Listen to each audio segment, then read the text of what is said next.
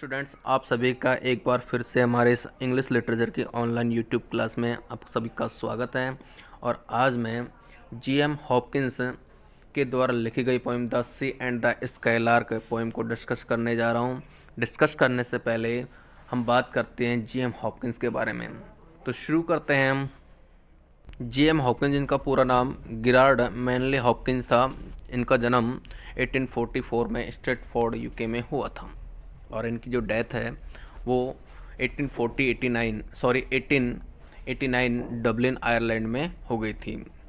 GM. Hopkins एक English poet होने के साथ साथ एक जेसुइट प्रिस्ट भी थे, पादरी भी थे। अगर हम इनकी शिक्षा के बारे में बात करते हैं, इनकी जो एजुकेशन है वो बेलियल कॉलेज ऑक्सफोर्ड में हुई थी। इनके गुरु का नाम जॉर्ज तथा पैटर था।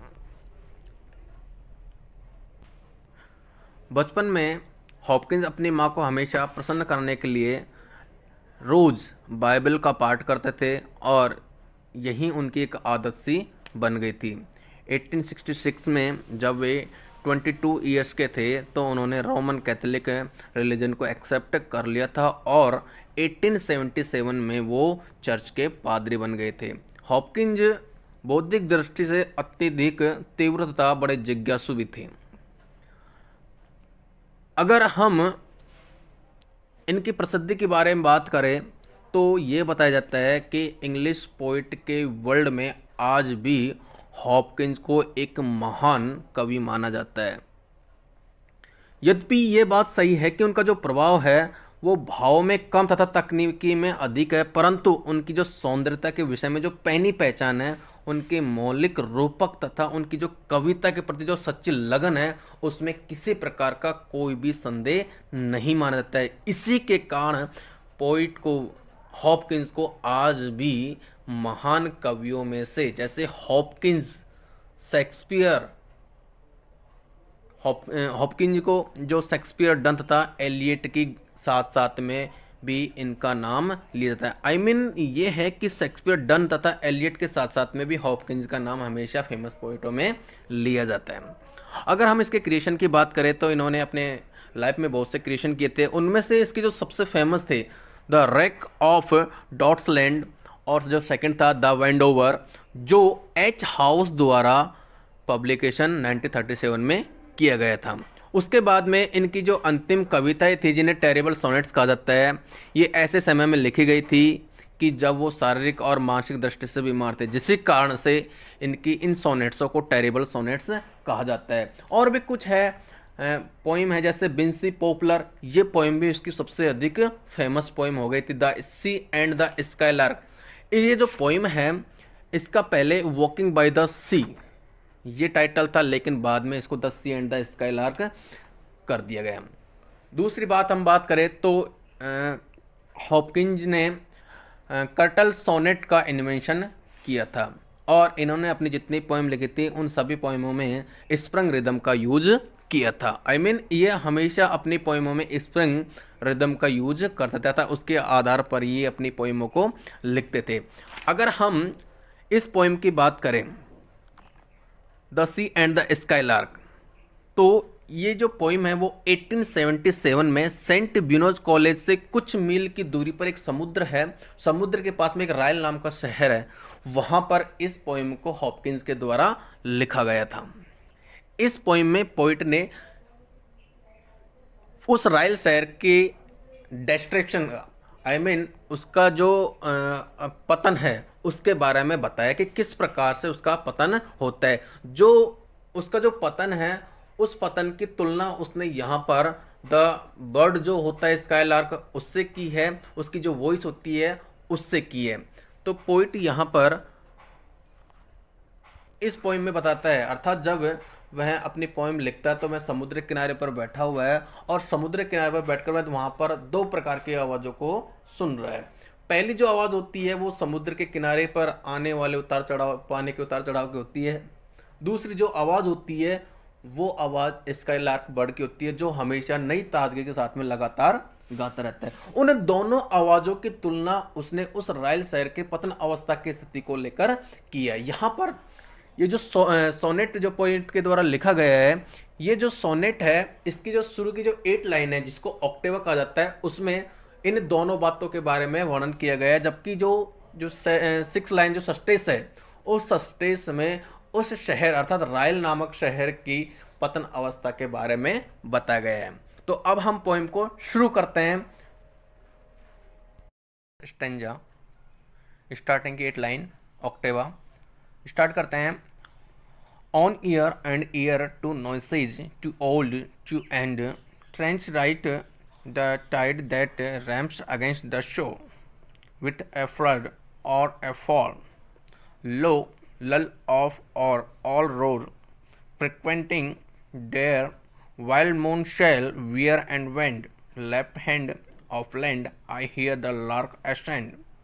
His rash fresh rewinded new skinned score in crisp of curl of wild winch will and pour and plate music till nuns to spill nor spend. Poet ने ये फर्स्ट ऑक्टेवा बताया है। इस ऑक्टेवा में पोइट 2 प्रकार की आवाज़ सुनता है। उन 2 प्रकार की आवाज़ों के बारे में इस स्टैंजा में डिस्क्राइब किया है।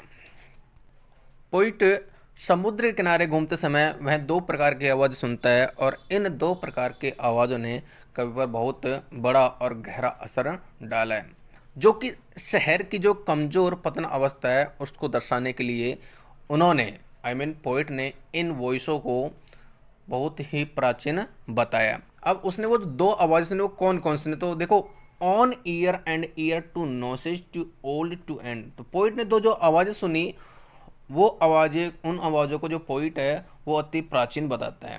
ट्रेंच राइट, दाईं ओर, समुद्र के उसने दाईं ओर, the tide that rams against the shore with a flood or a fall, कि पोइट दाईं ओर, समुद्र के दाईं ओर, समुद्र की लहरों में जब उतार चढ़ाव आता है तो वो लहरें किनारे पर आकर किनारे से टकराती है और जिसके कारण से वो आवाज़ें, कर्कश आवाज़ें पैदा हो रही है। तो वो लेफ्ट हैंड पर इन आवाज़ों को सुन रहे हैं। अगेन कि पोइट जो है वो 2 प्रकार की आवाज़ सुनता है। फर्स्ट जो वॉइस होती है वो ये है कि दाईं और समुद्र है, जो किनारे की ओर बढ़ती हुई लहरें शोर करती हुई आती है और समुद्र किनारे पर आकर वो फैल जाती है और वापस वो लहरें चली जाती है।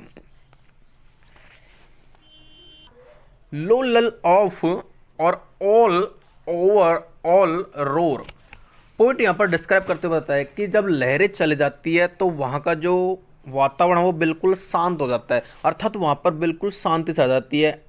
और ऑल रोर, और जब लहरें वापस आती है तो बहुत तेज वहाँ पर आवाज़ होती है। नेक्स्ट होता है frequenting there while moon shall wear and wend, left hand, sorry, frequenting there while moon shall wear and वेंड।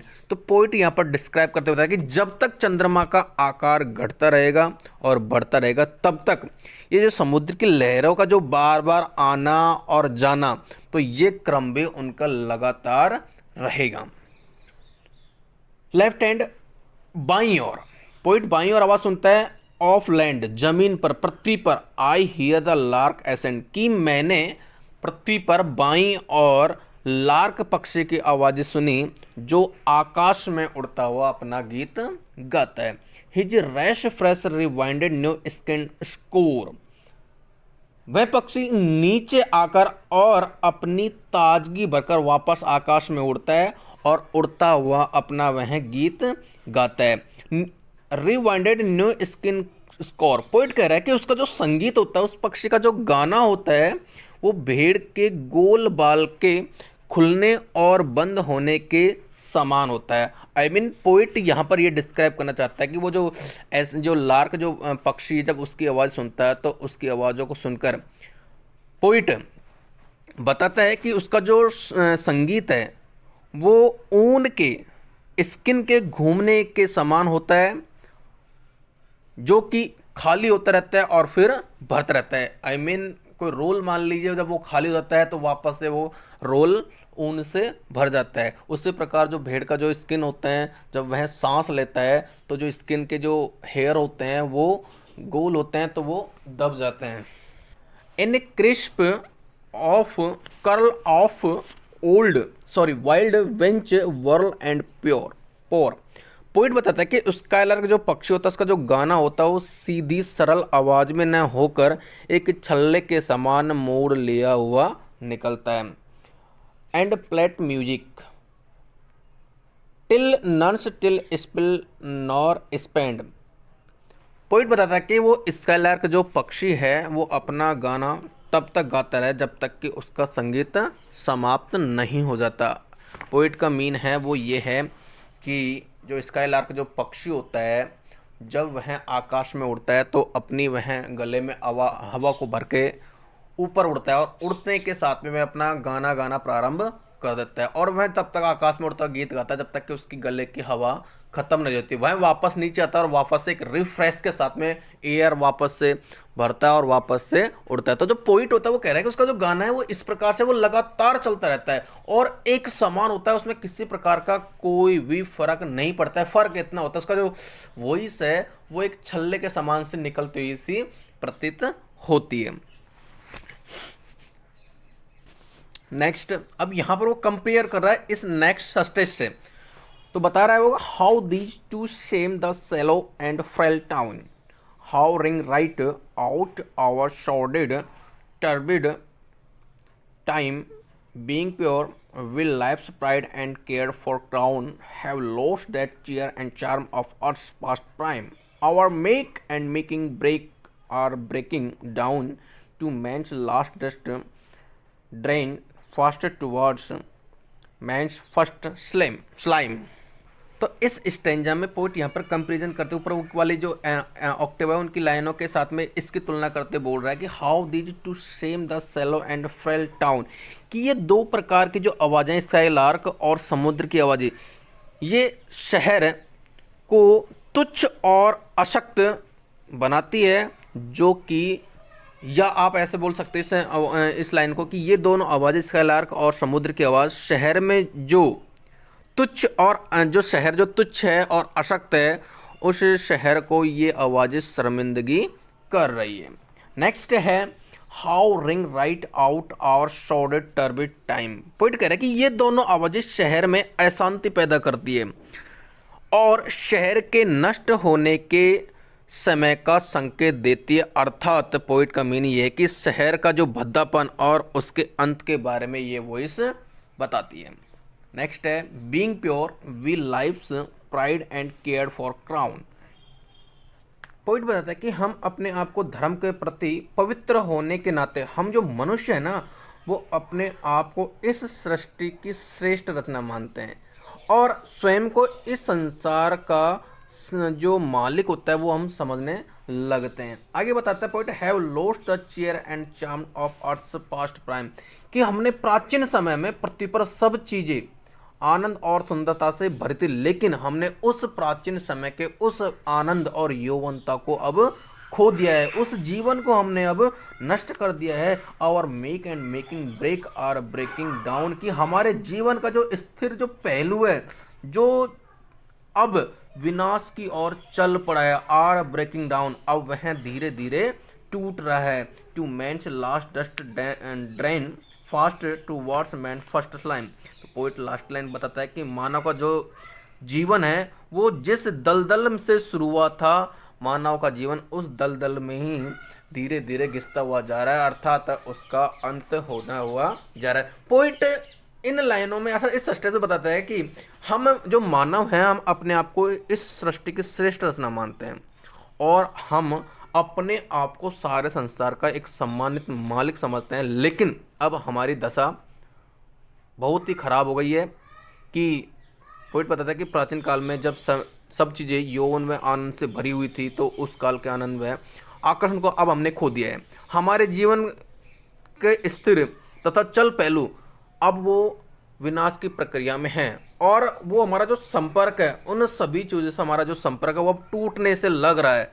यह जो प्रक्रिया है ना, ये संपर्क टूटना हमें मिट्टी की उस दशा में ले जाएगी जो हमारी मौत का इंतजार कर रही है। पॉइंट का मतलब ये है कि हमारा जो प्रारंभिक जो जीवन है वो दलदल से शुरू हुआ था और अंत भी वहीं पर ही होगा। आई मीन कि हमारी जो प्रारंभिक जो दलदल या कीचड़ की दशा को याद दिलाती है कि हमारा जो जीवन है, जो इस समय जो जीवन है, वो प्रारंभिक और कीचड़पन को याद दिलाता है। इस प्रकार हमारा अंत व प्रारंभ एक समान होकर मिल जाएगा कि जिस रूप से हमारा प्रारंभ हुआ था उसी रूप से हमारा अंत हो जाएगा। कि हम हमेशा लगातार अपना पतन देख रहे हैं, हम अपना अंत देख रहे हैं, विकास नहीं देख पा रहे हैं। तो इस प्रकार से पोइट ने इन ऑक्टेवा और सस्टेस लाइनों में कंपैरिजन करते हुए इस पोएम को डिस्क्राइब किया है। आशा करता हूँ आप लोगों को मेरे द्वारा बताई गई ये पोएम समझ में आ गई होगी। Thank you.